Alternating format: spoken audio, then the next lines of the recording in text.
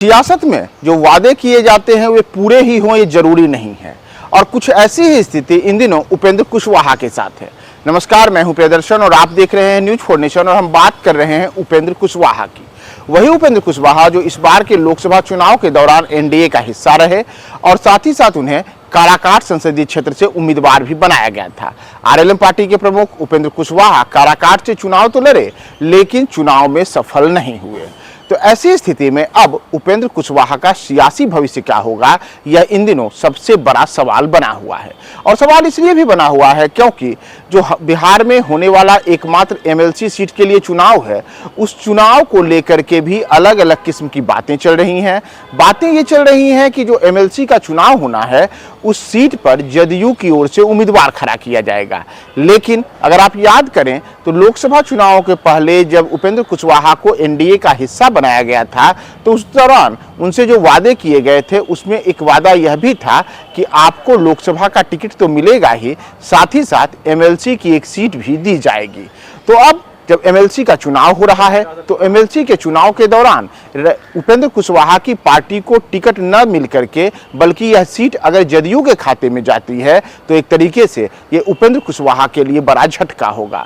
और इसी झटके के आभास को देखते हुए अभी से ही उपेंद्र कुशवाहा की पार्टी ने अपने लिए लगातार अपने लिए चारों तरफ से जो तमाम, चाहे जदयू हो या फिर भाजपा हो या अन्य दल हो, उन सबको यह संदेश देना शुरू कर दिया है कि भाजपा यह याद रखे कि चुनाव के पहले हमसे क्या वादा किया गया था और वादा खिलाफी नहीं की जाए। यानी कि उपेंद्र कुशवाहा को यह डर अब सताने लगा है कि संभव है कि उनके साथ वादा खिलाफी हो जाए और एमएलसी की जिस सीट को देने की बात चली थी उस सीट पर अब जदयू की ओर से कैंडिडेट खड़ा कर दिया जाए।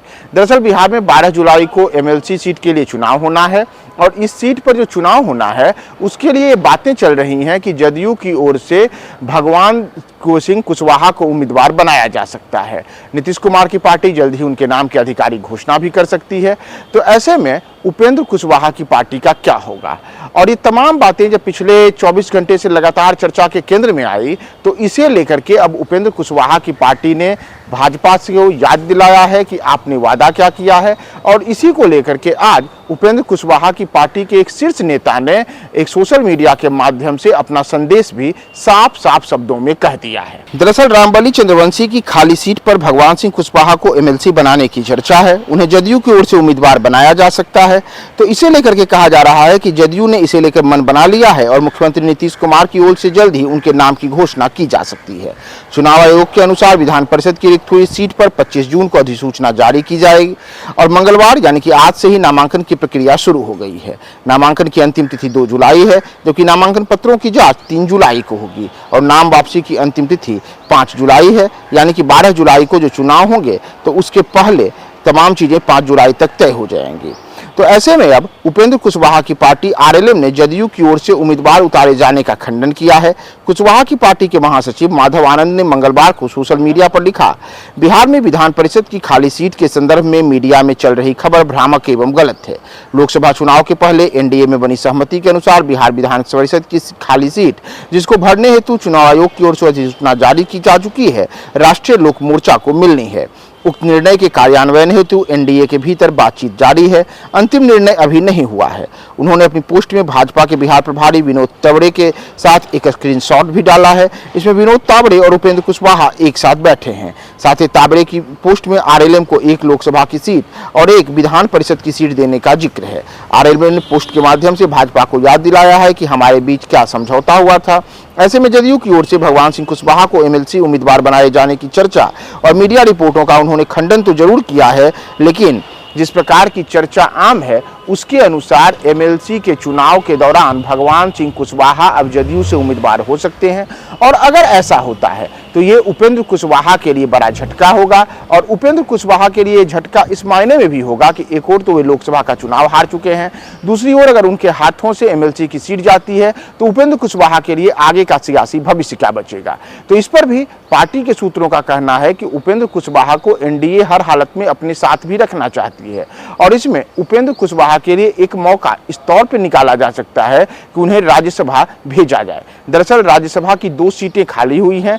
एक सीट भाजपा के विवेक ठाकुर के लोकसभा चुनाव जीतने से और दूसरी सीट राजद की मीसा भारती के लोकसभा चुनाव जीतने से खाली हुई हैं। दोनों सीटों पर जो समीकरण बन रहे हैं उन समीकरणों के हिसाब से एनडीए के पक्ष में दोनों सीटें जा सकती हैं।